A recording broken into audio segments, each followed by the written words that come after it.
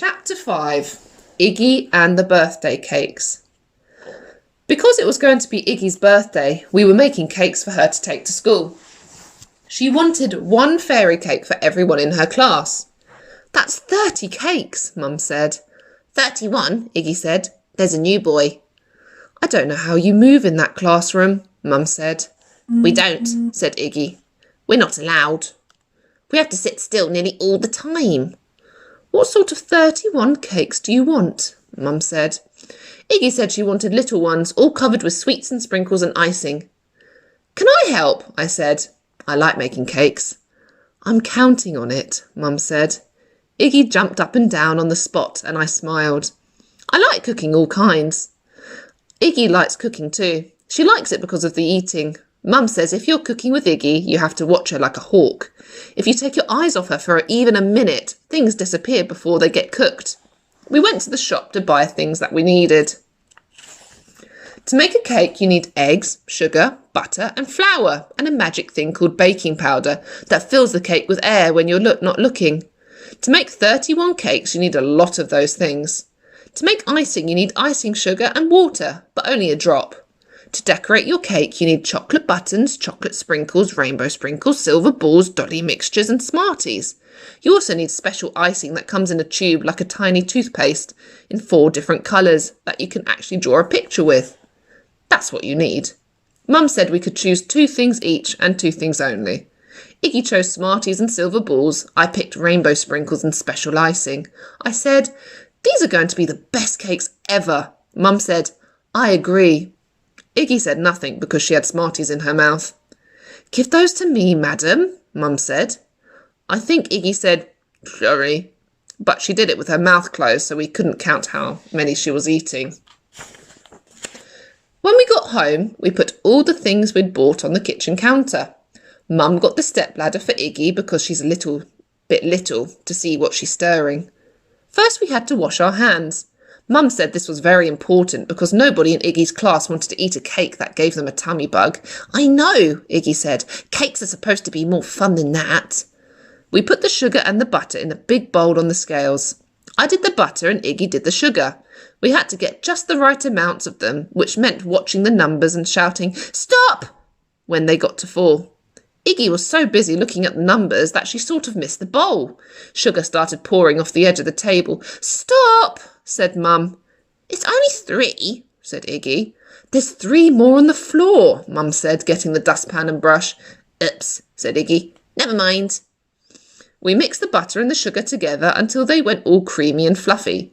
My arms ached after about 6 stirs and I had to have a rest.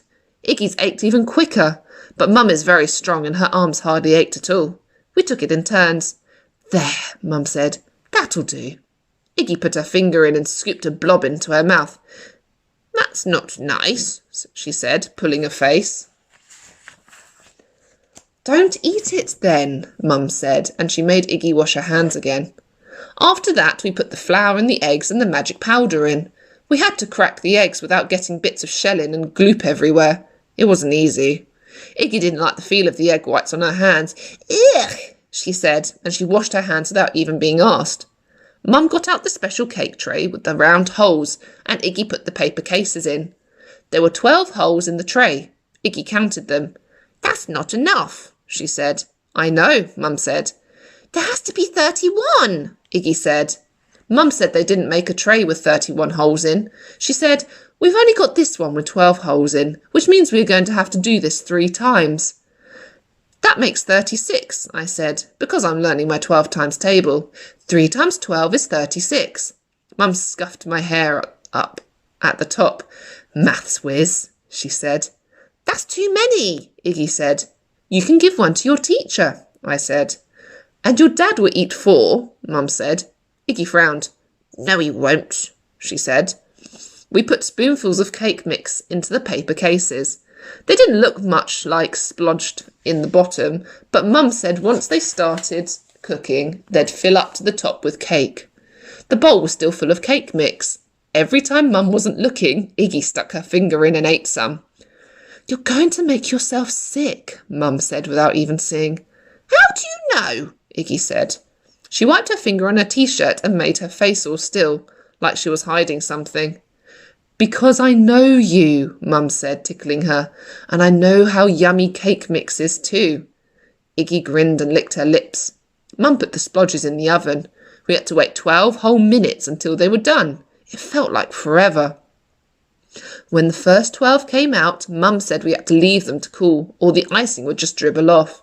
She said, icing doesn't like getting hot. We put 12 more splodges in the oven. While we're waiting and waiting, Mum put 2 bowls on the table. She put Smarties in one and the silver balls in another.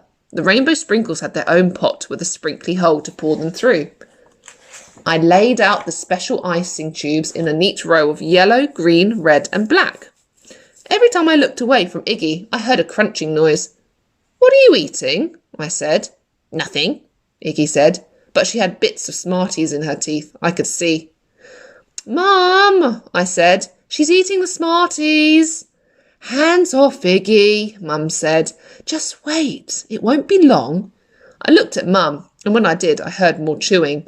Iggy, I said, and Iggy said, what? She was smiling and her smile was full of rainbows. Stop eating stuff, I said.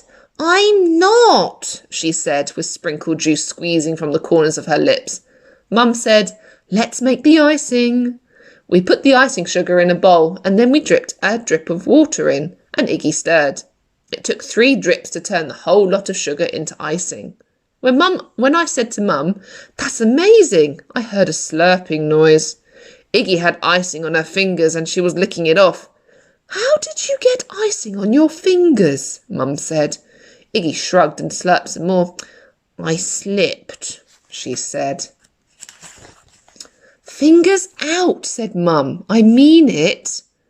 I looked at Mum and I heard a rattling sound like tiny marbles. What's that? I said. I don't know, said Iggy with a mouthful of silver balls. No more, Mum said. That's enough. You'll have nothing left for your cakes. I could see Iggy looking at the special icing in the tubes. I knew what she was thinking. I've seen her eat toothpaste out of the tube before. On holiday, she ate toothpaste until she was sick. Iggy's hand reached out for the red icing. She had a gleam in her eye. Mum, help, I said, and I crashed my hand down on the table to stop her. She's going to eat the special icing. Mum said we both had to leave and do something else for 10 minutes. She said, out, both of you. Go and draw a design of what your cakes will look like. So we did. I drew the crinkly paper cups and I used red and yellow and green and black pens for the special icing. My cake had cats and dogs and faces and flowers on. Iggy used all her pencils with the rainbow sprinkles. Delicious, she said, and she pretended to eat her own picture. You're a greedy pig, I said to Iggy. Iggy snorted just like one, and we fell about laughing. What's so funny? Mum said, with her head around the door. Oink, oink, said Iggy, and we fell about laughing some more. Cakes are ready, Mum said. We got up and raced to the kitchen in no time flat. Mum was right. The paper cases were filled to the top with bubbly cake. The air smelled like hot butter. My mouth was watering. We had 6 cakes each to play with. The white icing wasn't too runny and wasn't too hard. It was just right. I dangled it from my spoon and it sat on top of the cake in an almost circle. Perfect, said Mum. Iggy swirled her spoon and the icing landed on her cake in crazy squiggles. Perfect, said Iggy. I drew a cat with a special black icing. It sort of looked like one. I gave it silver balls for eyes and rainbow sprinkle whiskers. Brilliant, said Mum. Iggy squidged one of the black blobs on her squiggly icing and one black blob straight in her mouth. She popped a Smartie in the middle. Brilliant, said Iggy. I put my first cake on the plate to dry. Next one, I said. Iggy tore her paper case off and took a big bite. Next one, Iggy said, spraying crumbs. This time I did another almost circle and a red flower with a green leaf. I put silver balls all round the outside.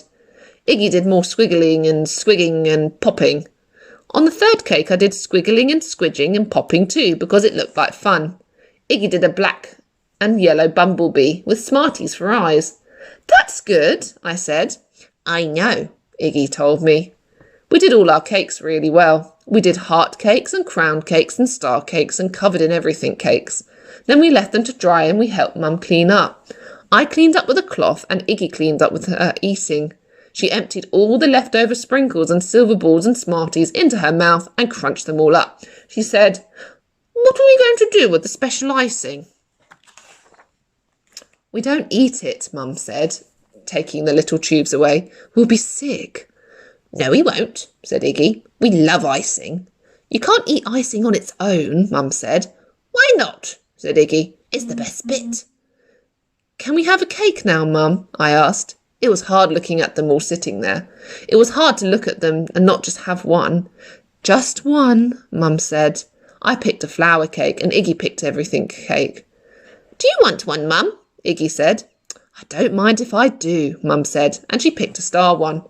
"Well," Iggy said, "if you're having another one, then so can we." And she grabbed one and put her teeth in it before anyone could argue.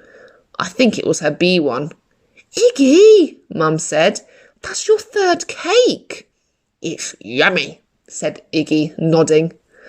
After that, I did my homework, which was money. Mum was on the phone to her sister, my Auntie Kate, who lives in America. Neither of us was watching Iggy like a hawk.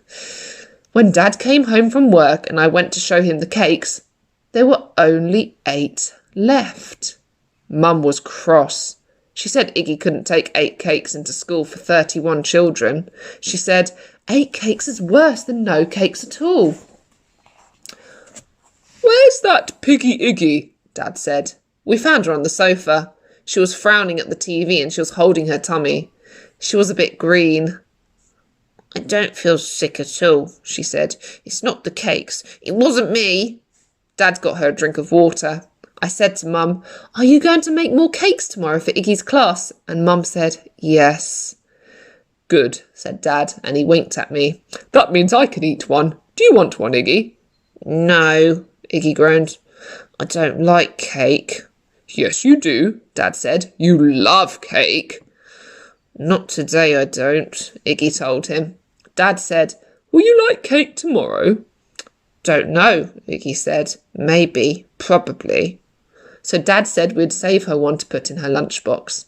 And the next day, when we made the new cakes, we didn't have to watch Iggy one bit.